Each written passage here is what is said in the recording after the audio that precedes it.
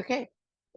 Hi, my name is Kirsten, and you are watching how to make vegetable stock in a pressure cooker, um, which is part of my Stop Food Waste with Your Pressure Cooker cooking class that I'm doing along with Mississippi Market as part of Stop Food Waste Month.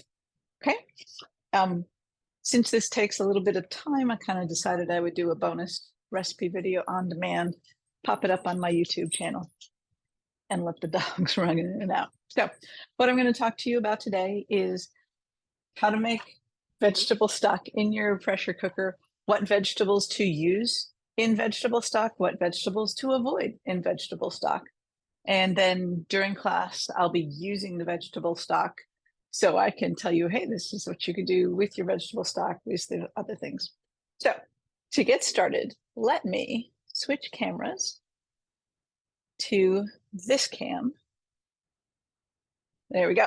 Okay, so there's a lot of vegetables that you can use in a vegetable stock, vegetables that you don't want to use in vegetable stock. The biggest ones that you do want to use are celery and carrots and onions. Set those aside. And then there's a lot of vegetables left over. Some other things that are good to use: garlic. Garlics are good. You're going to throw it all over the place. You want to avoid the farty vegetables, as my dear friend Lindsay, the sustainability chef at Chow Girls Catering, will say. Avoid the farty vegetables. That'd be broccoli, cabbage, cauliflower, collard greens, those kind of things that can cause gas. We tend to avoid those in vegetable stock. So I'm going to set you behind. I would not put an eggplant. I have this eggplant. If I play my cards right, I will be linking to an eggplant fries video. Use your eggplant for that. Don't put the scraps in a vegetable stock. Might be good in a tomato sauce, scraps for that. I don't know. I have to think about that. I would not put a cucumber in a vegetable stock. If my few cucumbers were going bad, like I have one over here that's probably needs to become a soup. So that'll be turned into a chilled soup sooner rather than later. But don't put a cucumber in a vegetable stock. Squash. Do not put squash, summer squash, winter squash. Squash should not go in a vegetable stock, scraps of any kind. No, thank you. I am sure people do it, but I am not those people. Green beans. I would not put green beans in a vegetable stock. Probably people would, but I would not. Same goes with white potatoes and sweet potatoes. Also tomatoes. That leaves us with corn. And yes, I would put corn in a vegetable stock.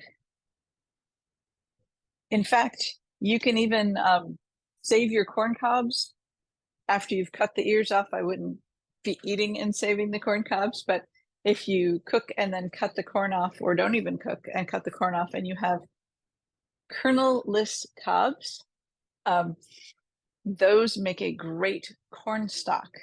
So save them and do separate corn stock. But yes, if you have a corn cob, toss that in. That's a good scrap to put into stock. Things that I didn't show here besides potatoes are parsnips.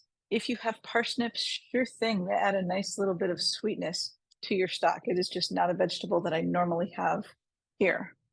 So you go back over there where you belong. And one more thing. Lettuce, I would not put lettuce or tomatoes. I would not put lettuce or tomatoes in the stock. Okay, having said that, what parts of these onions, carrots, tomatoes, you're a little dirty. I'll put you in the compost. I'll just bring you right over here. What parts would you put in these? Wash these, rinse the dirt off if you want to, but because you don't want to dirt your stock.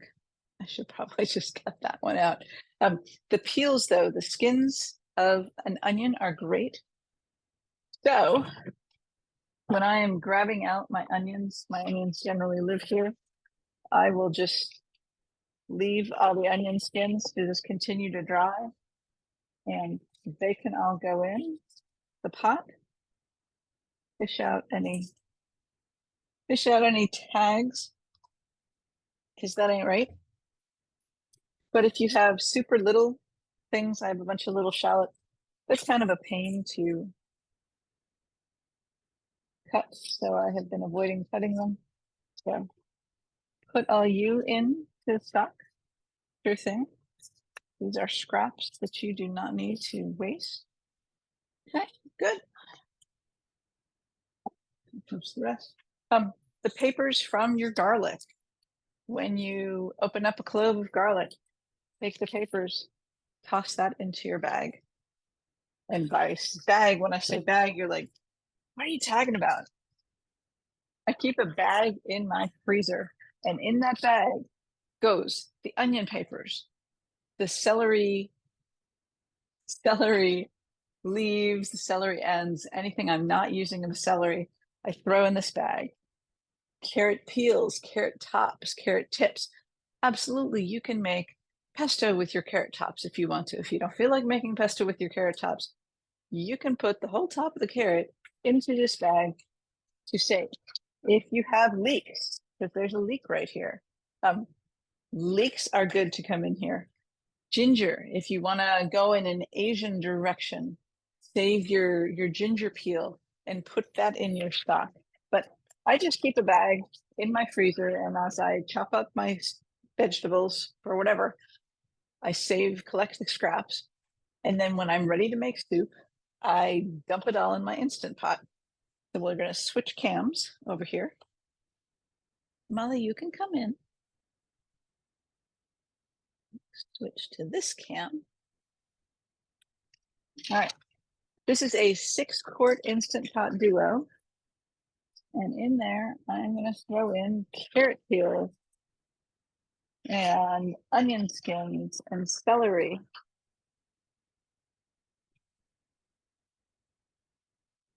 And some leeks. Okay.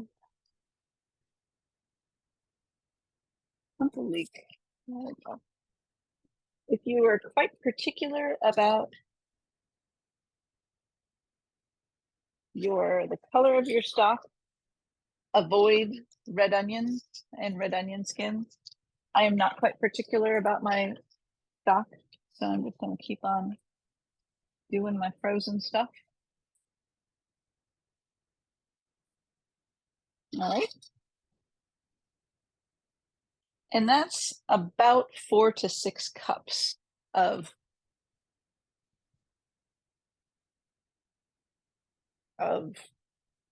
whatever this is. Vegetable scraps, about 4 to 6 cups. To that pile, I'm going to add some peppercorns, and I'm going to add bay leaves. 1 or 2 bay leaves. And this is a good use for like super broken ones or super big ones, because that way you know that they're going to be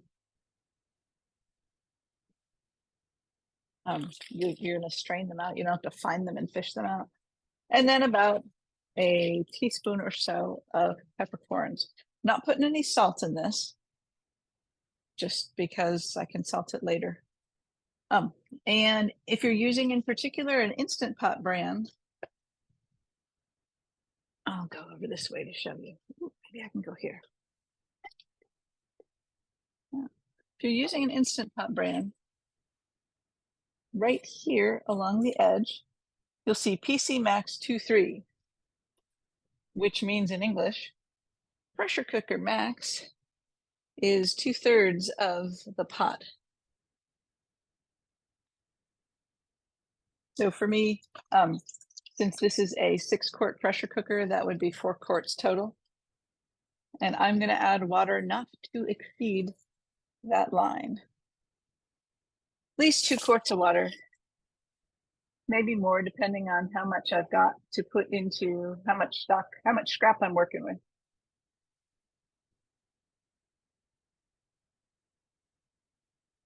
and or how much stock I need. I don't think it's going to be any more or less concentrated. With the pressure cooking, it's going to be pretty concentrated.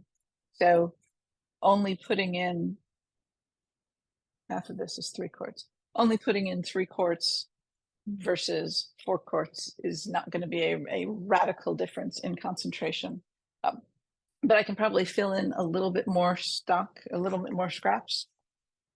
So I'm going to do that with some carrot peels.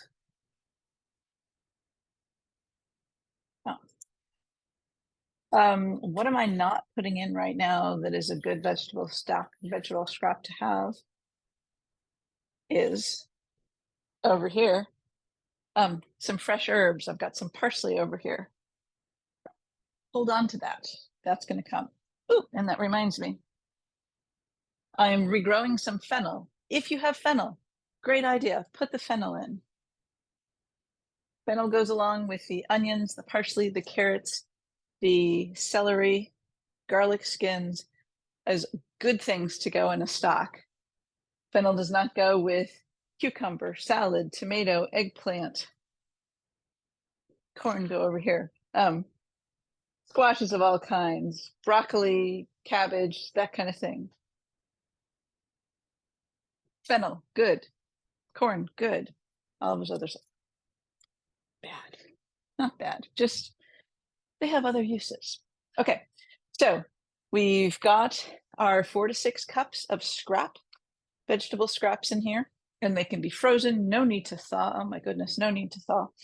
And a couple of quarts of water, 2 to 3 quarts of water. In a 6-quart Instant Pot, you would not want to exceed 4 quarts of liquid. It'll take a while to heat up anyway. So you've got all that, plus a bay leaf, plus some peppercorns, but without added salt. And I'm going to go ahead and put the lid on. And I want to cook it high pressure for about 30 minutes to an hour. You could cook that just straight up high pressure using the manual button or high pressure button or whatever works on your particular machine. Instant Pot is a brand. It's not a it's a brand. It's not a category. It's a brand. It's a make, not a model. There are different makes and models in the Instant Pot brand. You could use the soup setting. The soup setting gradually raises the pressure so that you have more of a chance for a clearer soup stock. So if that matters to you, use the soup setting. It doesn't matter to me, but for grins and giggles, I'm going to use the soup setting. Right now, my time is set to 4 hours because normally I will cook a chicken stock and cook it for 4 hours. But vegetables, I think that 30 minutes is going to be enough. Okay, now I'm going to pause this video. And when we resume, I will be off you go. When we resume, I will have let this pot come up to pressure, cooked under pressure, which means inside it's boiling and all of that, slowly coming up to a boil. It'll cook under pressure for 30 minutes. The time will count down.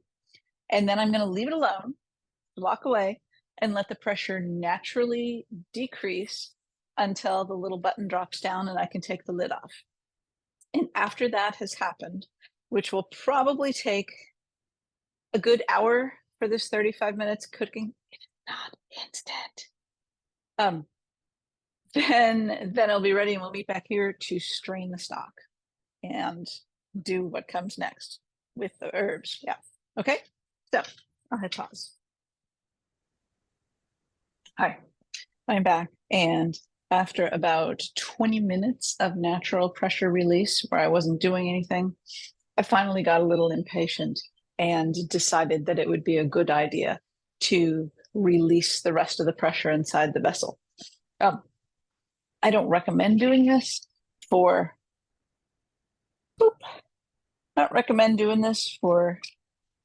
your soup stock because all of that steam would have condensed on top of the lid and then drop back down in to become stock for you. And you know, the goal is to have stock. Like with my chai, when I make chai in the Instant Pot, I just let the pressure naturally release, and then it kind of goes down gently. I'm going to switch to the in the pot cam, and I'm not sure if it will be blurry from all the steam or not. We'll find out. And if it is, then you'll just get a brief blurry view of what it looks like inside. Wrong camera. But we'll switch to this. I'll give it to camera another second. So it is time for parsley stems. That's why this is sitting up here. Time for parsley stems to go in there, and really everything else. I'm just going to rip this up and drop it in. And we'll let them steep a little bit. So, and then the big three that you always want in soup: onions, celery, carrots. All right. Having told you those two things, we'll go over to there. Ha! There we go. So what I wanted to show you is for fresh herbs. Fresh herbs are like tea leaves, Lindsay tells me. You just want to steep them in the stock. Always, I think you could use parsley. Just putting it in the hot stock after it's boiled. You don't want to boil these, just let it steep for a bit. Always, always, always, you could use parsley. Very often you could use fresh thyme stems, leaves. Rosemary might be good. Marjoram, sage, some other ones. I'm thinking of my herb pot that would be good, kind of depending on what you were, where you were going with it. I would use cilantro stems because there's a lot of flavor in cilantro stems. I would use cilantro stems if I were going in a cilantro direction. A, if I like cilantro, which I do, and B, if I were going in a cilantro direction for the upcoming soup. Like I will make soup stock with ginger. I will add ginger and star anise if I'm going in lemongrass. If I'm going in a pho, or if I'm going in an Asian direction, I will add things to the stock just to make my broth just that much better. But cilantro is one of those either or. If I know I'm going to make it, use it in a taco soup or something that will have cilantro on top, yeah, I would be all over cilantro stems. You can't go wrong though with parsley. With parsley for sure, thyme probably, rosemary, I think so. So I'm going to let that cool down a little bit, and I'm going to scoop up. I want the stuff on the bottom.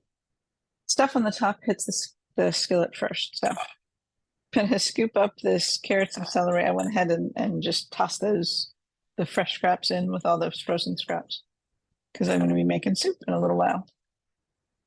And I am going to let this cool, and then I'll strain all of the stock out, and I'll probably share a picture of that in a minute. But it's not a quick process. If I weren't doing this to have two cameras and wanting camera set up, I would just do it after dinner.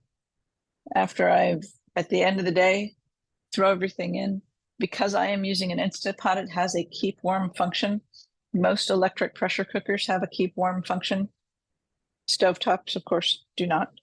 But I would put it on soup for an hour, or high pressure for an hour, and then just go to sleep, knowing that the soup the stock will come up to pressure, come to a boil, come up to pressure, do its thing, and then gently heat back down, cool back down. And but it won't go below a safe temperature. It will not become a bacteria breeding ground. Will not become a bacterial breeding ground, because the keep warm function will prevent the temperature from going below 140 degrees. So you wake up in the morning, you strain your stock, you're good to go. Or start it first thing in the morning, get your tea or coffee going, dump all that stuff in, add the water, the bay leaf, the peppercorns, and put on the lid, off you go. And then when you come back later, hours later, strain, and then you have stock. So, okay, to recap, what you need to make pressure cooker vegetable stock is vegetable scraps, 4 to 6 cups, and they freeze very nicely. You'll need onion skins, celery leaves, celery ends, carrot peels, carrot tips, carrot tops, all of the food detritus that you would otherwise just put into the compost. Take it on a little detour before it goes out to the compost by putting it in a pressure cooker. Add a couple of bay leaves, whole bay leaves, add some peppercorns, add 2 to 3 quarts of water, up to 4 quarts of water if you have a whole ton of vegetable scraps. And this is for a 6-quart machine. Add 2 to 3 quarts of water, and then cook it at high pressure for at least 30 minutes, an hour. I'm not sure how much more would get out of your vegetables after 1 hour of pressure cooking versus 4 hours of pressure cooking, to be honest. I mean, when we make soup stock at Chowgirls overnight for Kitchen Coalition, it's a pot that's like this big, this around, and we've got roasted chicken backs in that and all the vegetable scraps, and it will simmer on a very low simmer, and it'll go all night long. And then we'll cool it and strain it. And the longer it is for a chicken stock or a beef stock, something with bones, the more goodness you're extracting from the bones. But I think you extract from the vegetables fairly quickly. So I think an hour is plenty. And then throw in any fresh herbs, parsley stems, thyme stems and leaves, maybe cilantro, depending on where you're going with it. Throw those in, let those steep while it cools a little bit more. And then you're going to strain it, and you can stick it in. What I don't have is a whole lot of jars. You can stick it in a canning jar. Molly agrees. Stick it in a canning jar. This is a ball liquid lid, and I really like them. The gray ones, they work a lot better than the plastic caps, which I probably also have, of course. Yeah. These are good for freezing. And if you're freezing, make sure that you leave a good amount of headspace, because you'll pour the liquid in, it will expand. Ice expands when it freezes, so you can break a jar. Ask me how. Ask me how I know this. So I'm very careful to leave even less. There's a little mark right here, which is about as high as you'd want to go for freezing. A little raised edge. I go kind of below that because I've had bad experiences. I've also had perfectly intact jars leap off the shelf of the freezer and crack my caps. So I've not had a lot of good luck, which is why I kind of saved my scraps. This bag does not break. This I reuse over and over and over again. So I've saved my scraps and then just tend to make only a couple of quarts of stock at a time. But this would keep up to a week in your fridge, and use it to cook grains, cook beans, make soups, rice is a grain. So use it where you would use vegetable stock. Use it in place of, if you want to buy a chicken stock, or vegetable stock, better than bouillon. If you don't have any vegetable stock, grab a spoonful out of the jar. If you don't have a jar, you've got vegetable stock, and you stocked your food with. So that was a good deal. Yeah, I think that's all I need to tell you. Okay.